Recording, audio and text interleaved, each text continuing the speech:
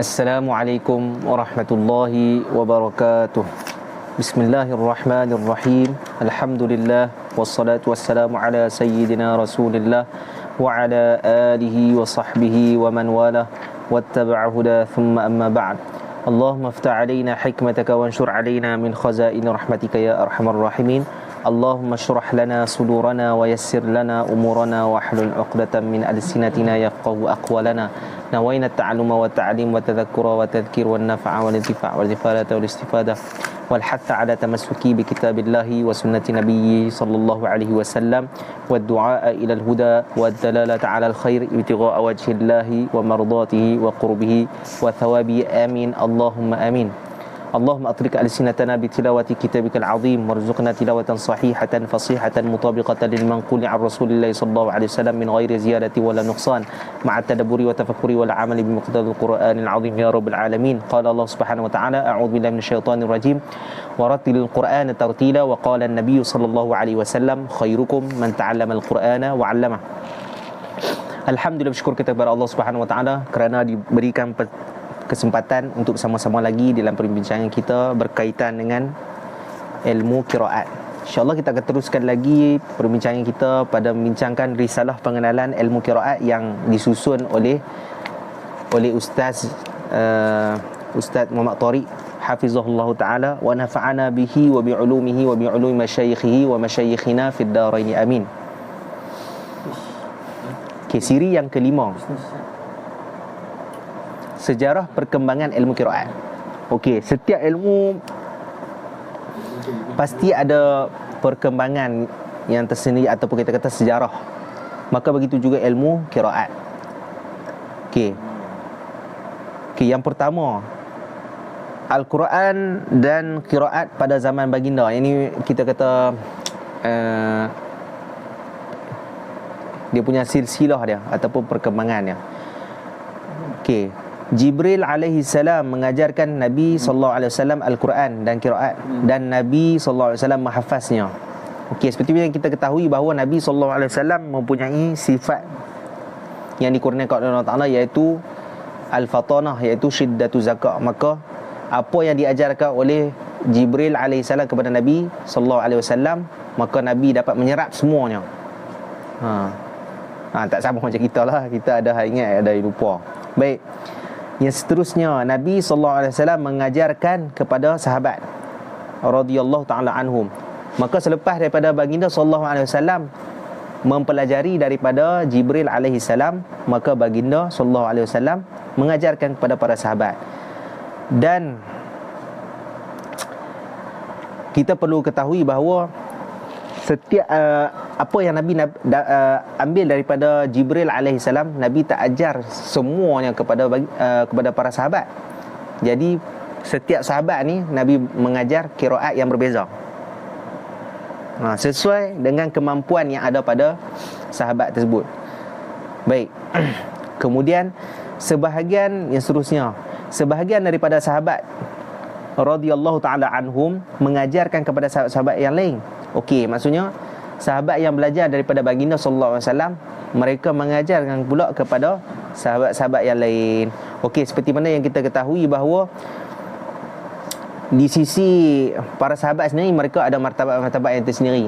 Maksudnya ada sahabat yang bertaraf ulama, dan ada sahabat yang hebat dalam bidang pentadbiran, ada yang hebat di dalam medan jihad, ada yang hebat dalam berniaga, dan ada yang merupakan orang awam saja, maksudnya orang biasa saja di sisi para sahabat, dan berbagai-bagai. Cuma dari segi martabat di sisi Allah SWT, mereka ni mulia. Maksudnya golongan yang paling mulia selepas daripada baginda sallallahu alaihi wasallam.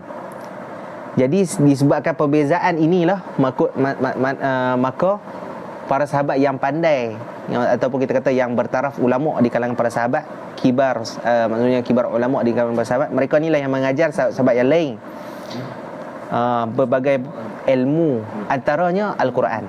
Baik. Kemudian muncul kumpulan daripada kalangan sahabat radhiyallahu ta'ala anhum yang mengajarkan Al-Quran, dinamakan Al-Qurra, kata jamak Al-Qari. Okey, Jadi para sahabat yang mahir, yang belajar daripada baginda sallallahu alaihi wasallam ni, mereka ni dipanggil al-qurra. Qurra ni maksudnya ramai lah. Kalau qari seorang, kalau qurra ni ramai. Jadi kita perlu ketahui bahawa makna yang sebenar qari ni, qari ataupun kita ibdalkan jadi ya, qari maknanya orang yang mahir, bukan maksudnya orang yang baca sedap. Salah lah. Yang baca sedap tu dia lebih kepada munsyid lah. Maksudnya dari segi bahasa kita kata qari lah, tapi dari segi istilah tak tepat lah. Yang tepatnya orang yang mahir, tak semestinya suara sedap. Yang mestinya mahir membaca Al-Quran. Buat baik. Nabi SAW mengarahkan sahabat-sahabatnya menulis Al-Quran dan melantik sebahagian daripada mereka sebagai penulis wahyu. Okey, di kalangan para sahabat ni ada yang pandai membaca dan pandai menulis. Maka sahabat-sahabat ni radhiyallahu ta'ala anhum, maka Nabi melantik mereka sebagai penulis wahyu. Sebagai apa? Untuk menjaga wahyu yang telah diturunkan oleh Allah Subhanahu Wa Taala kepada baginda sallallahu alaihi wasallam melalui perantaraan Jibril alaihi salam. Okey. Seperti mana yang kita ketahui kan, ketua penulis wahyu ialah Sayyidina Zaid bin Thabit radhiyallahu taala anhu, dan ada lagi sahabat-sahabat Khulafa ar-Rasyidin. Kemudian mereka ini juga antara penulis wahyu. Muawiyah bin Abi Sufyan dan Ubay bin Ka'ab dan ramai lagi. Ramai itu maksudnya bukanlah ramai atau ramai, maksudnya ada bilangan-bilangannya. Seperti mana yang saya sebutkan. Okey, yang seterusnya silsilah yang kedua ataupun peringkat yang kedua, Al-Quran dan qiraat pada zaman sahabat dan tabi'in radhiyallahu ta'ala anhum. Belajar jamaah daripada kalangan sahabat dan tabi'in sallallahu alaihi wasallam kepada sahabat yang mahir. Okey, ketika pada peringkat yang kedua ni, sejarah perkembangan ilmu Quran dan qiraat ni telah maksudnya wujud satu kelompok yang mahir yang telah belajar daripada baginda sallallahu alaihi wasallam. Mereka ni menjadi ulama di dalam bidang Quran. Maka para sahabat yang tidak sempat mempelajarinya daripada baginda sallallahu alaihi wasallam belajar kepada para sahabat yang mahir ini, dan juga para tabi'in juga belajar daripada para sahabat yang mahir ini. Okey, pengumpulan Al-Quran pada suhuf yang tersusun ayatnya sahaja pada pemerintahan Khalifah Abu Bakar Siddiq pada tahun yang ke-12 Hijrah. Okey, apa kalau kita ketahui sejarah pengumpulan Al-Quran, yakni fi suratin wahidah, pada satu surah saja. Sebab apa berlakunya pengumpulan ni? Kerana diriwayatkan, direkodkan dalam sejarah bahawa seramai 70 para hufaz, yakni orang yang menghafal Quran, telah mati syahid dalam perang Yamamah. Yang ini perang ketika zaman Sayyidina Abu Bakar radhiyallahu taala anhu menentang Musailamah Al-Kazzab laknatullahi alaih. Jadi ketika perang tu, maka 70 orang para hufaz telah mati syahid. Maka ketika itu Sayyidina Umar radhiyallahu taala anhu telah memberikan saranan kepada Sayyidina Abu Bakar untuk mengumpulkan Al-Quran, dikumpulkan di dalam satu mushaf. Baik. Jadi peristiwa ini berlaku pada tahun yang ke-12 Hijrah. Okey. Penyalinan semula suhuf kepada 6 mushaf yang tersusun ayat dan suratnya pada pemerintahan Khalifah Osman Zunnurain sekitar tahun 30 Hijrah, dan dihantar ke kota besar Islam beserta guru yang akan mengajarkannya. Okey, yang tadi peringkat pertama. Peringkat pertama tu disusun pada zaman Sayyidina Abu Bakar, tapi dalam dia tak ada surah-surah yang macam sekarang ni. Ada 114 surah. Tak. Dia hanya satu surah. Maksudnya mula daripada Alhamdulillahirabbil alamin, maksudnya bismillahirrahmanirrahim, sampailah minal jinnati wan nas. Disusunnya tu tanpa ada apa surah-surah dipotong dengan surah-surah. Tidak ada. Kemudian pada zaman Sayyidina Uthman berlakulah satu lagi penulisan kembali. Penulisan kembali yang mana ketika itu ada masalah di Azerbaijan. Di Asia Tengah berlaku pergaduhan di antara tentera Islam. Sebab setiap tentera Islam ni mereka ada guru-gurunya yang mereka belajar baca Al-Quran. Akhirnya berlaku pergaduhan disebabkan perbezaan Al-Quran ni. Maka perkara ni diketahui oleh Huzaifah Al-Yamani radhiyallahu taala anhu. Kemudian beliau telah melaporkan kepada Sayyidina Uthman. Maka Sayyidina Uthman pun mengarahkan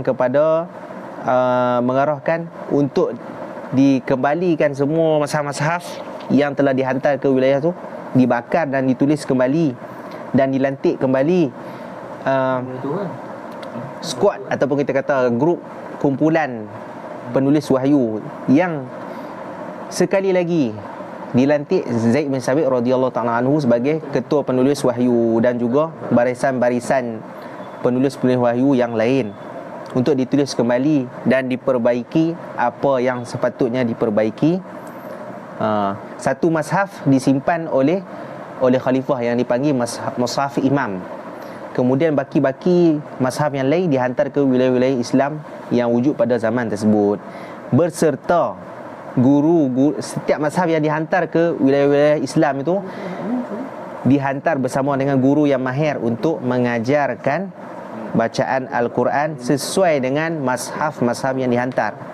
Baik. Okey, wes. Okey, yang seterusnya, ada di kalangan umat Islam yang memberi tumpuan terhadap Al-Quran sehingga menjadi pakar rujuk imam ikutan orang ramai dalam satu negeri. Jadi benda ni biasalah, maksudnya bila setiap mazhab ni dia membawa qiraat yang berbeza. Kita tak tahu qiraat tu dinisbah kepada siapa. Cumanya antara tempat-tempat yang dihantarkan mushaf ini antaranya Kufah, Basrah, Syam dan berbagai-bagai tempat lagi, Madinah, Makkah dan sebagainya. Jadi dihantarkan bersama dengan guru mahir. Maka guru-guru ni mengajar penduduk-penduduk setempat yang dihantarkan mushaf tersebut. Maka lahirlah generasi pakar-pakar yang mahir dalam bidang Quran di tempat tersebut. Baik. Seterusnya, peringkat yang ketiga, zaman penyusunan ilmu qiraat. Okey, seperti mana yang saya sebut pada awal tadi, yang mana pada zaman awal, maksudnya pengambilan ilmu Al-Quran ni melalui cara musyafahah ataupun secara lisan daripada guru kepada murid. Kemudian murid itu jadi guru, ajak pula kepada murid, dan berterusan sampailah zaman penulisan dan penyusunan ilmu qiraat. Okey. Qala musannif hafizallahu taala, sebahagian besar ahli sejarah berpendapat orang yang pertama yang mengarang dalam ilmu qiraat ialah Abu Ubaid Al-Qasim Ibnu Sallam yang wafat pada 224 Hijrah. Ni seorang tabi'in lah. Muhaddis, mufassir, semua benda lah, mutafannin ni, ulama besar ni. Pendapat lain mengatakan, bila sebut pendapat lain tu maksudnya ala sirah tad'if. Tad'if maksud pendapat yang lemah.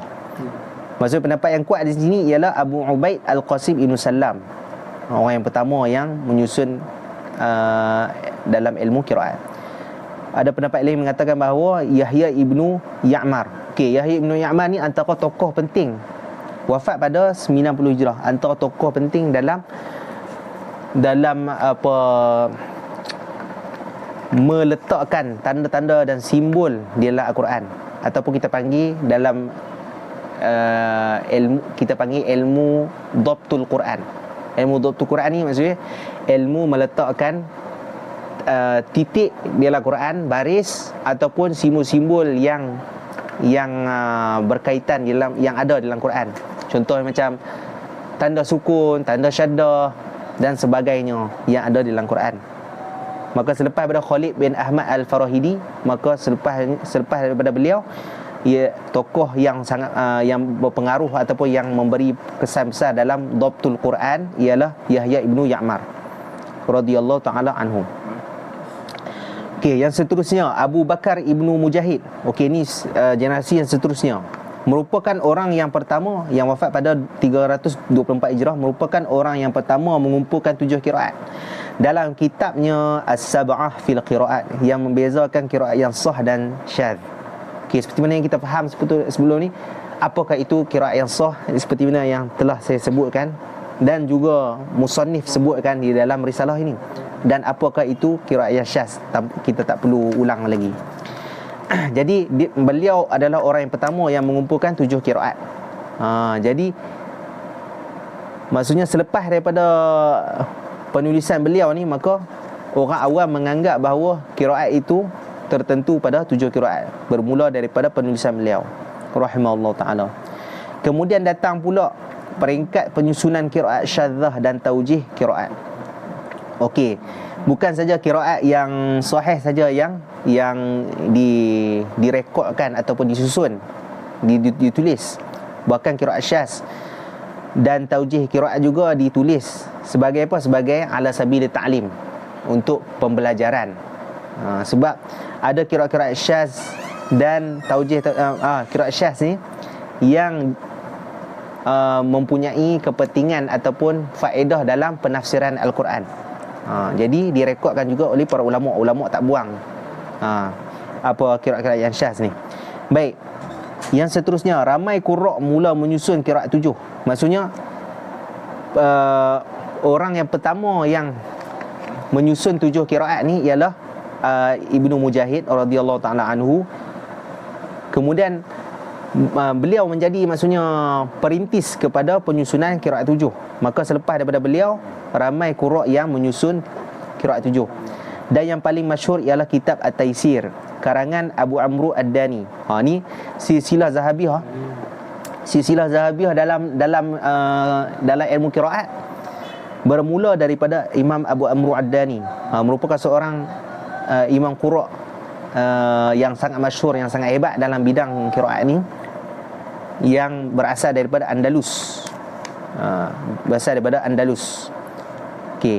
Kemudian Abul Qasim Ibnu Firruh Asy-Syatibi wafat pada 590 Hijrah. Okey, Abu Amru Ad-Dani, nak ingat tarikh wafat dia mudah, 444 Hijrah. 444 Hijrah. Okey. Jadi silsilah Zahabiyah, di dalam silsilah Zahabiyah ni maksudnya rantaian sanad emas dalam ilmu qiraat. Dia bermula daripada Imam Abu Amru Ad-Dani, kemudian Sulaiman Ibnu Najah, kemudian maksudnya anak murid kepada Abu Amru Ad-Dani ialah Sulaiman Ibnu Najah. Anak murid kepada Sulaiman Ibnu Najah ialah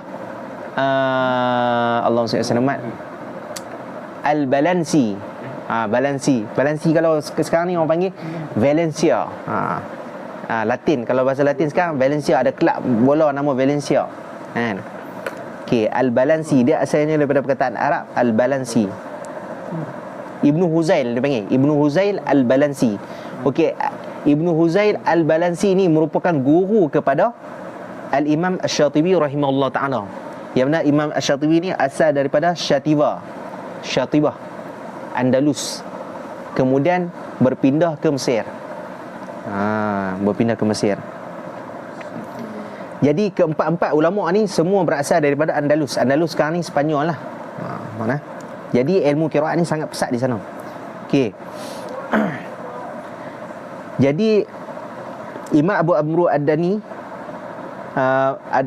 karangan beliau Al-Taisir tu merupakan antara maksudnya kitab yang sangat masyhur dalam ilmu qiraat, yang mana kitab tersebut diringkaskan oleh Al-Imam Syatibi. Dia asalnya nathar ni maksudnya dalam ayat karangan lah. kemudian diringkaskan oleh Al-Imam Syatibi rahimahullah ta'ala, dan selepas diringkaskan dibuat dalam bentuk nazam. Nazam tu dalam bentuk bahar tawil. Bada'tu bi bismillahi fin nazmi awwala tabaraka rahmanan rahiman wa mau'ila. Okey. Dia dalam bahar tawil. Jadi nama karangan Imam Syatibi tu, nama dia Hirzul Amani wa Wajhut Tahani, merupakan ringkasan daripada kitab At-Taisir karangan Imam Abu Amru Ad-Dani rahimahumullah ta'ala. Okey. Menjadikan nampak ni. Dia menjadikan berbentuk nazam ataupun syair untuk mudah dihafal, masyhur dengan nama Matan Syatibi. Okey, Matan Syatibi seperti yang saya sebut adalah ringkasan daripada kitab At-Taisir karangan Al-Imam Abu Amru Ad-Dani rahimahumullah ta'ala. Okey, apabila masyarakat mula menganggap 7 huruf ialah qiraat 7, datang beberapa qurra yang mengarang qiraat 10, qiraat 8, qiraat 6 dan sebagainya secara langsung atau tidak, mengangkat salah faham ini.